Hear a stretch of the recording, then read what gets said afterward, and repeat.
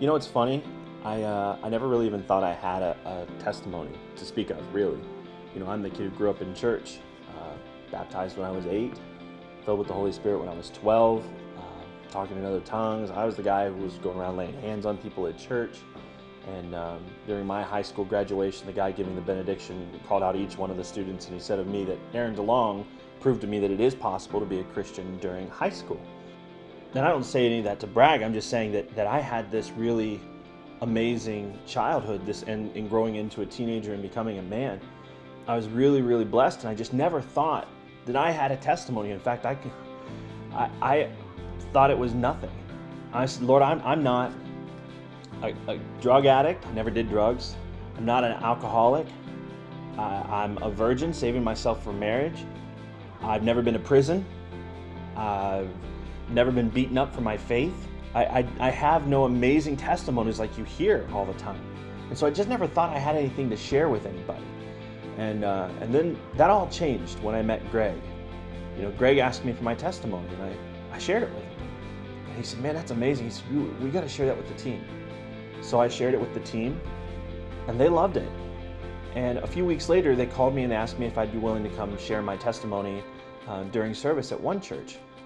And I thought, yeah, that's okay. You know my story, and you still want me to come? And they did. And so I'd never done this in a church service before, never really shared it publicly before. And I went and I did both services, and I have to tell you that my mind was just blown.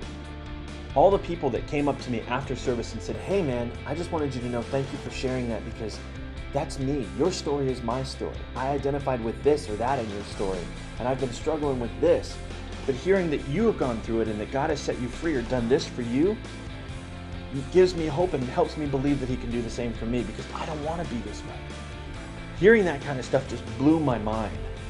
But what happened afterwards is what blew my mind even further.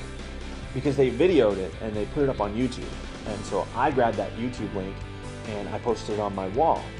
And that night, I got an email from a friend of mine who watched it on Facebook.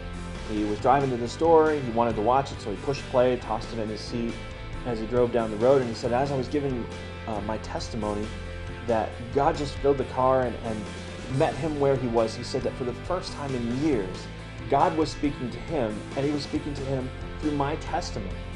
He further shared that he had been considering committing suicide, and that because of hearing my testimony and the joy he received from it and what God did for him that night, he wasn't going to do that anymore.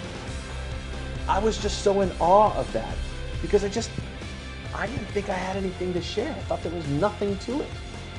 And here God was using it to set somebody free. I was overwhelmed, and I just wept. And so since then, I've been making it a point to find out what everybody's story is and encourage them. You got to share your testimony, because you don't know who you're in front of. You don't know what their past is like. You don't know what they're dealing with right now. You don't know how God will use that testimony to set them free. You got to share your story. And so I do. You got to share it.